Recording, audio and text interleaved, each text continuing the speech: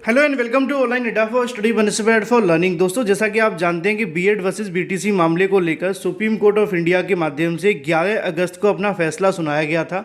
उसके बाद से बीएड अभ्यर्थियों ने लगातार कई अभियान किए, चाहे वो ट्विटर के माध्यम से हो, धरना प्रदर्शन के माध्यम से हो, या फिर इसके अलावा जो भी संभव हो सकता था उनके माध्यम से हर वो संभव प्रयास किए गए।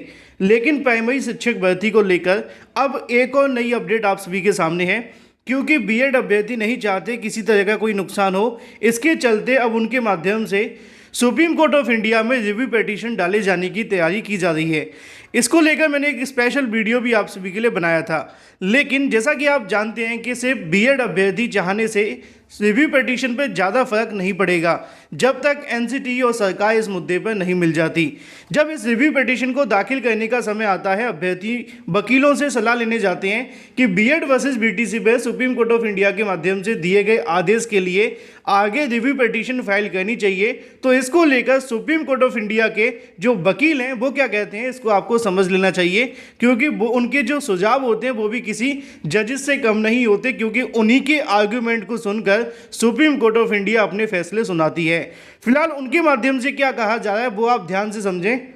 जैसा कि आप सभी को यहाँ पे देखने के लिए मिल जाएगा, देवेश शर्मा जो कि बीएड के अभ्यर्थी हैं, जिनके माध्यम से सुप्रीम कोर्ट में लगातार अपनी याचिका दाखिल की गई, उनकी तरफ से जब एडवोकेट से सलाह ली जाती है बीएड वर्सेस बीटीसी मामले पर रिव्यू पिटीशन को लेकर, तो उनके माध्यम से जवाब दिया जाता है कि सरकार चाहे तो इस फैसले को पलट सकती है, सांसद के माध्यम से पलट सकती है अध्यादेश लाकर। यानी कि निश्चित तौर पे इस बात को लेकर उनके माध्यम से बताया गया कि अगर सरकार चाहे तो इस मुद्दे को पलट सकती है, जो भी यहाँ पर सुप्रीम कोर्ट ऑफ इंडिया के माध्यम से ऑर्डर दिया है अध्यादेश लाकर।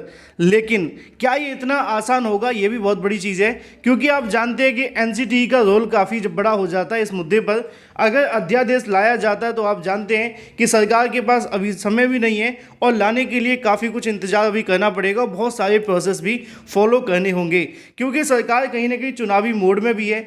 अगर सरकार को लगता है कि बीएड अभ्यर्थी एक बड़े वोट बैंक हो सकते हैं तो शायद उनके माध्यम से कोई ऐसा कदम उठाया जाता।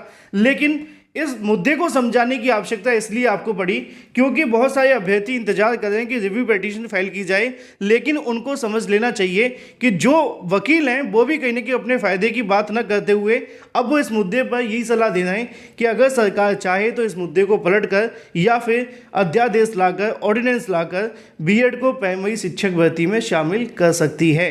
यानी कि अगर अकेले बीएड अभ्यर्थी रिव्यू पिटीशन लेकर सुप्रीम कोर्ट जाते हैं तो शायद उससे ज़्यादा फर्क ना पड़े जब तक एनसीटीई और केंद्र सरकार नहीं जाती है। तो अगर सरकार चाहे तो इस मुद्दे को लेकर कुछ बदलाव ला सकती है, चाहे वो रिव्यू पिटीशन के माध्यम से हो या फिर अध्यादेश। ये थी एक छोटी सी और बड़ी अपडेट जो कि बीएड अभ्यर्थियों के लिए खासतौर पर काफ़ी काम की थी, क्योंकि रिव्यू पिटीशन को लेकर बहुत ज़्यादा सवाल थे छात्रों के। लेकिन उनको जान लेना चाहिए कि जब तक एनसीटीई और केंद्र सरकार साथ में नहीं आ जाते तब तक रिव्यू पिटीशन ज़्यादा कामयाब नहीं होगी। Thank you for watching this video.